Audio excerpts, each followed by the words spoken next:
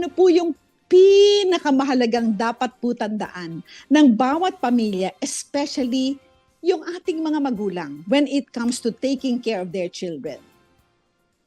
As a pediatrician and as a public health physician, I want all Filipinos, no, especially mothers, to be proactive sa health ng pamilya.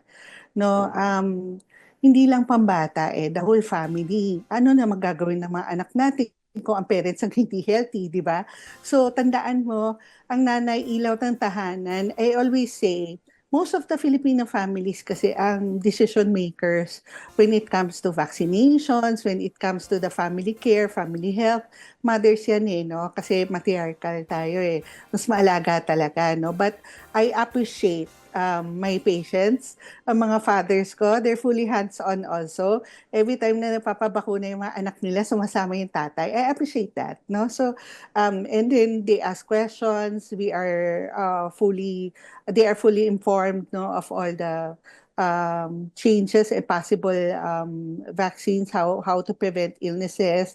We have to be proactive, no? Kailangan mag-research din ng konti yung mga nanay, no? So alamin, itong mga bakunang na-mention ko, sabi ko, hanggang 2 years old, very important yan, the primary vaccinations. But do not forget, may boosters, no? Nakakalimutan kasi ng mga nanay minsan na porque adolescents na o teenager na, hindi na natin pinapasya sa inyong butihing doktor, no? May boosters at 5, may boosters at 10. And then sa adolescents, we also do yung mga cervical cancer vaccines ngayon to prevent cervical cancer. Very high risk kasi ang mga Pilipino for this, no? And then it also helps prevent papillary carcinoma and also mga Tdap, Adacel, no? Like Adacel, it's preventive for atypical pneumonias, no, mga pertussis, very common din yan. Pwede din mag-cause ng death yan, no? So, Okay. maki-coordinate lang sa mga doktor nyo, make your appointments, make it a yearly thing.